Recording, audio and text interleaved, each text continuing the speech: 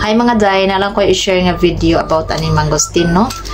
Kay nakoy bag-ong na-discover, di ba kung magpalitaan ni sa merkado is pilion ginato ng mga dagko kay lami ba kaonon ang mga dagko. Pinaka the best yun kung mamili mo og mangosteen sa merkado kay para daghan siya liso, daghan siya makaon ninyo nga liso.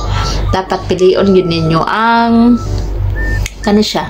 Tan-awon gyud ninyo una ang kaning na ay flower niya sa likod sa iyang lubot nga bahin. Kung pila ka buok ang petals ani niya sa likod sa iyang lubot, maupod ang kadaghanon sa liso sa ilalom. I-try na to nig open kay murag kanang na-excited ko. Kung pila ka buok atong ipon, isa, duha, wait, di maklaro. Isa, duha, tulo, upat, lima, unom, pito. Pito ka buok petals. 1, 2, 3, 4, 5, 6, 7. 7 ka buok petals niya, no? So, pag i-open na to ni siya, tanaw na to kung pito ba yun ka buok. Baka, basig dili ni pito ba, no? Maulawan ta sa social media. Guys, nawa. Isa, duha, tulo na nino, tulo na ni kabuk dili, tulo, tapos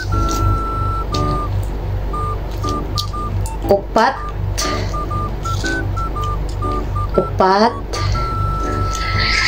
lima,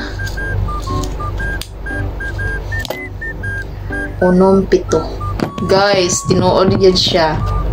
Tanawa yang liso, isa, dako, isa, duha, tulo, upat, tapos lima, unom, pito. Naawa. Tinuod gid akong giingon, di gid maulawan ani sa social media. Tanawa. Isa, duha, tulo, upat, lima, unom, pito.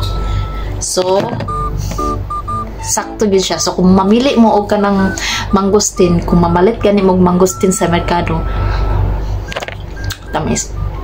Pilion ninyo ang ipon yun ninyo ang petals sa likod. Kung pila ka buok. Kung unsa siya kadaghanon sa petals, maupod kadaghanon sa liso sa ilalong. Kung upat ra pud ka buok, kung tulo ra ka buok ang petals, tulo ra pud ka buok nga liso nyo makaon. Ora to guys. Thank you for watching.